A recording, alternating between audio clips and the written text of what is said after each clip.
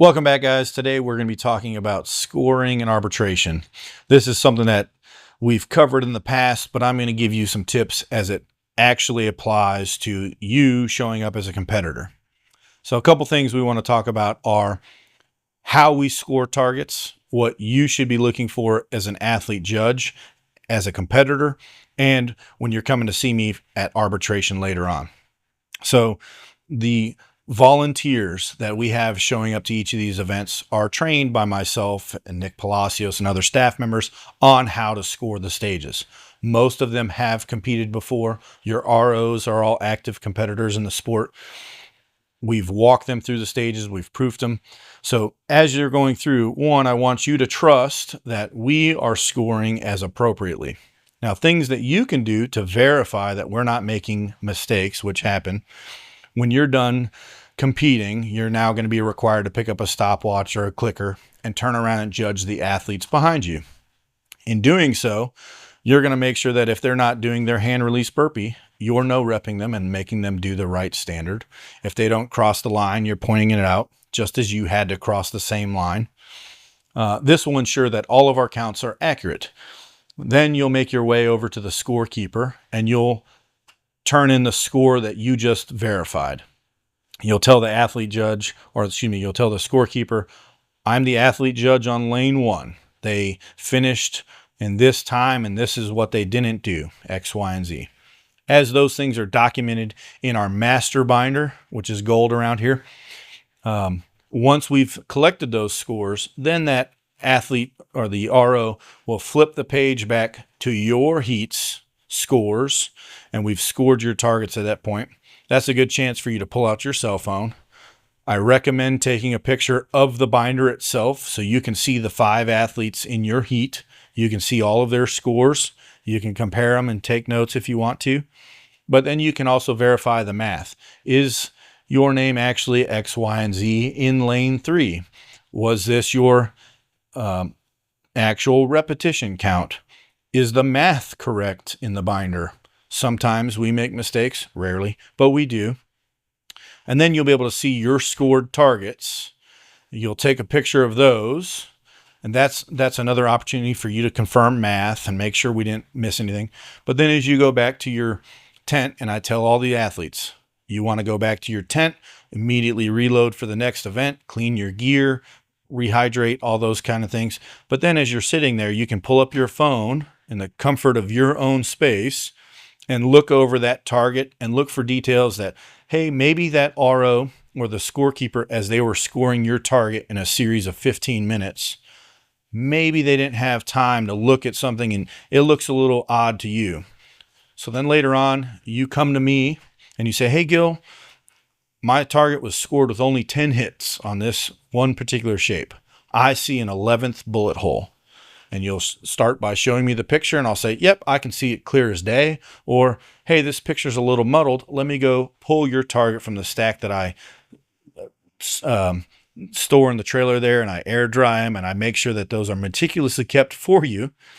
So then we pull it up and I can verify, yes, it's there or it's not there. So if there's any of those scoring discrepancies, it's a quick change on our part to make sure that those scores are input correctly. Things that will help you is when you leave a stage and you're making your way over to the next stage, if it's been 20 or 30 minutes, 40 minutes since you left a stage and you want to come verify your target with me, I probably don't have your targets in hand just yet. Typically, I go around on the rotation between each stage brief, and that's where I collect targets all in their entirety. So maybe we just haven't got to your target just yet. But things to note is if you come to me with a list in hand and you say, on stage 1 on my rifle target, the math said I had 50 hits. There's actually 60 hits. It was incorrect math. Okay, no problem. I addressed that issue. Next. And we can go down that list and we can address all of your issues for the entirety of the match in probably 60 seconds. Versus you coming to find me 5 or 6 different times throughout the event. Now I have to track down your targets and do other things. So I recommend waiting towards the end of the event so I can address multiple problems One, are your scores even input in the master tablet yet? Are they posted to practice score? Practice score is the next issue. If you're not familiar with practice score, please go look at our videos online. Please come see me at an event. I'll walk you through the scoring procedure on practice scores so you can see what that information actually means. If you click on your athlete name in practice score, it will show you your finish in division on each stage. Like I said, if you look immediately during the match, not all of our athletes have done that stage, so the scores will be incomplete. So it's not going to give you a realistic representation of what your score is, but you can at least confirm that the input or the data that's input into the tablet is the same thing that was in the tab or the binder. As you come to me during the event, I've seen it multiple times. I wish I had $1 for every time I heard this, but a lot of you will come to me and say, I'm really worried about my scores because I'm in contention for first, second, or third in my division. And my answer to you is, it doesn't matter if you're first or last, you're going to get the same attention from me on your score. Rest assured, I care just as much about last place of the match as I do first place.